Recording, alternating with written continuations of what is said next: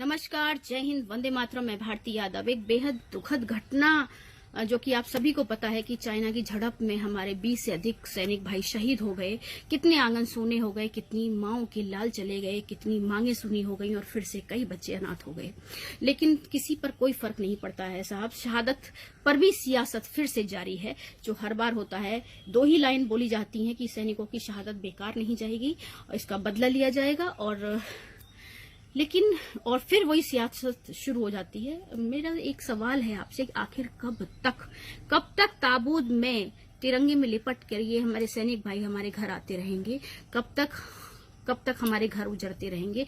एक सैनिक की पत्नी होने के नाते मेरा सवाल आप पूरे देश से है, इस सरकार से है कि क्या जिम्मेदारी सिर्फ सैनिक की बनती है, देशभक्ति की, देश रक्षा की? हम सबकी भी जिम्मेदारी है, आम आदमी की भी जिम्मेदारी है, सरकार की भी जिम्मेदारी है, विपक्षी पार्टियों की जिम्मेदारी है। सबसे बड़ी बात, जब सेना शौर्य दिखाती है और दुश्मन से लोहा लेती है तो बड़े बड़े होर्डिंग्स पूरे देश में टांग दिए जाते हैं कि सरकार ने ये किया, वो आक्रमण किया, पाकिस्तान के ये दांत खट्टे कर दिए।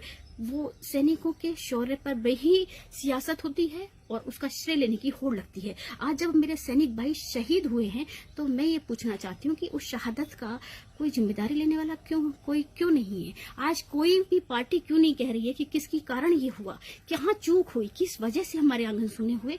इस बात का जब शौर्य का श्रेय ले सकते हो तो शहादत की भी जिम्मेदारी आपको लेनी पड़ेगी।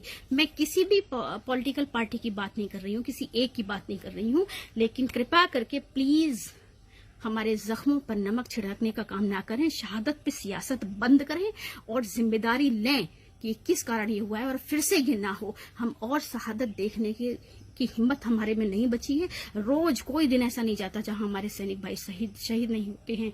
सेना रोज लड़ रही है, पाकिस्तान से भी लड़ रही है, चाइना से लड़ रही है, कोरोना से लड़ रही है, उनके ऊपर मानसिक प्रेशर है, हमारे घर तबाह हो रहे हैं, लेकिन किसी के ऊपर कोई फर्क नहीं पड़ रहा है। एक के बाद एक चीजें होती रहती हैं, बयानबाजी होती है, सियासत होती है, बात खत्म।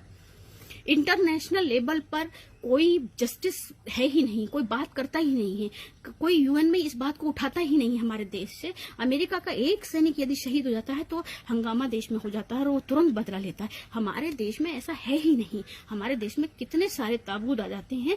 बस सरकार को चुनाव की तैयारी करनी है, किसी भी तरह से इस मुद्दे को बनाया जाए और चुनाव जीता जाए, सरकार बनाई जाए।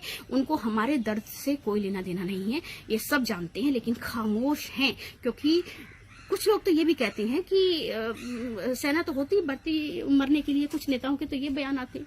तो भी ऐसे लोगों के बच्चों को सेना में जाना चाहिए और उनको शहादत देनी चाहिए। और जब उनके बच्चे शहीद होकर उनके आंगन में आए तब वो ये लाइन बोले तो मुझे बड़ा अच्छा लगेगा कि सेना तो मरने के लिए भर्ती हुई है, उनको पैसा इसी बात का मिलता है। नहीं साहब, पैसा मरने का नहीं मिलता है, पैसा देश की रक्षा के लिए मिलता है। वो देश की रक्षा के लिए खड़े हैं, लेकिन रक्षा करते करते यदि उनको जान देनी भी पड़े तो पीछे ना हटे। इसलिए मेरा सैनिक होता है, मरने के लिए नहीं होता है।